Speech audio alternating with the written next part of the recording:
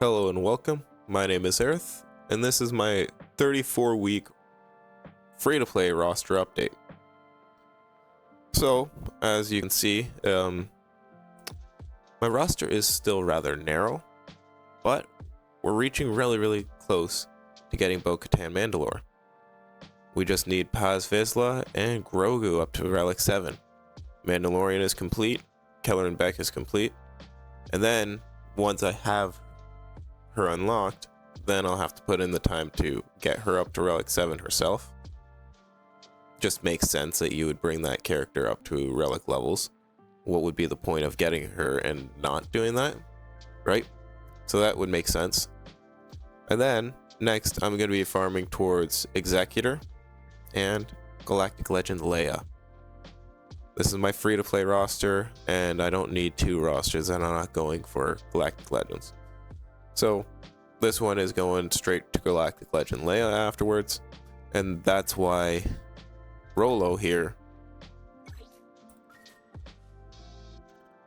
is flagged, because I should have been farming her a lot sooner.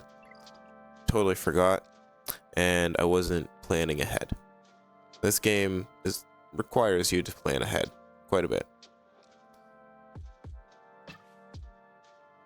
So what are we doing here?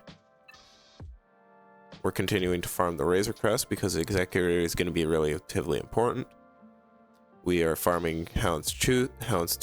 That's why Jango Fett here is sitting at 500 shards. I've seen a lot of Geonosians, and for whatever reason my Vader is not strong enough, or I'd rather hold Vader back so that I can utilize him elsewhere. So with that sentiment, I'm going to be farming towards the Night Sisters as well, and that indirectly, well, right there, indirectly helps me to farm towards Baylan Skoll, because Merrick is going to be required. So there's the idea that I'm gonna go towards Baylan Skoll at some point, but for now I want to be able to get Leia and Executor. So Night Sisters are a bit of a passion project. This is like the old team, except for Marin. Marin is a relatively new character, but if I save up most of my Chirotechs on bringing up that team, because it's, aside from Marin herself, it's a low Chirotech required team, they'll be really helpful. I've had a lot of fun and a lot of success with the Garsax and Imperial Super Commando, but as of the last, I'd say, maybe 2 weeks, they've been glitching out really bad, so I'm having a hard time knowing if it's the glitching or if it's they're just not being very effective and what's happening properly, if damage is not being registered properly or not. I don't know. It makes no sense to me. I'm free to play, so I'm sorry, I'm gonna have to ignore you. And we just farm up all of these. 8th brother. I don't really want to have to farm him, but I need that IG 2000. And sooner or later, I'm going to have to farm up the Droideka node, because it has Cad Bane's ship, the Xanadu Blood. But even though he's not required, it's still kind of required for the Executor to function at max capacity. The other thing that I did was I brought Jedi and Anakin up to Relic 3, along with my other Jedi that are up there, Qui-Gon and Ahsoka. Now he can complete that team, or a team.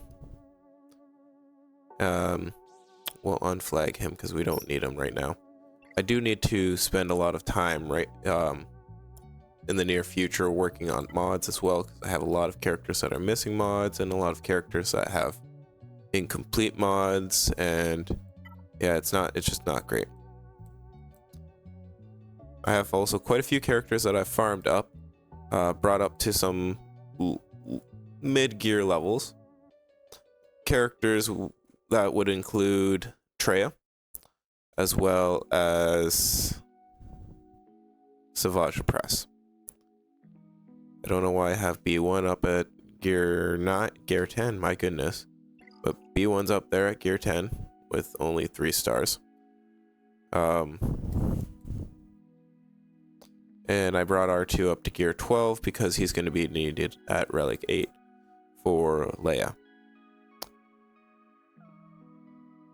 If we want to talk a little bit more of the near future, we're just going to go Bo-Katan Mandalore, get these two up to Relic 7, Paz Vizsla and IG 12. Go like this. The reason why I worked on Treya was so that I can get this. Unfortunately, I don't have 5 Sith that are 7 stars. So that's quite unfortunate. I could go towards First Order, but I have no desire to farm the First Order, so it is what it is. I was hoping I can get higher level stuff, but we'll have to deal with that later on. For now, farming a lot of these. Constantly farming these. And I'm consistently getting low on carbonite circuit boards and not so much the bronzium wiring, but the chromium transistors are also being a pain in the neck here.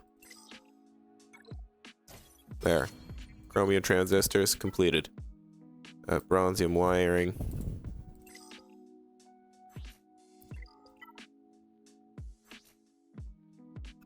I'm not farming either of those guys. Not really farming any of them. There. Now I'm low on bronzium wiring. I got a few more, but I'm still low. Yeah, this is where my roster's at. 34 weeks, and we are swiftly approaching Bo-Katan Mandalore. 36 weeks equals 9 months. Are we able to pull it off where I can get Bo-Katan Mandalore within 9 months? I think that's a good challenge. Stay tuned and we'll find out. If you guys like the video, you know, hit that button. Subscribe if you want to know if I make it up to Bo-Katan Mandalore and how this roster is going to shape out. Anyway, until then, I will see you guys in the next one. God bless.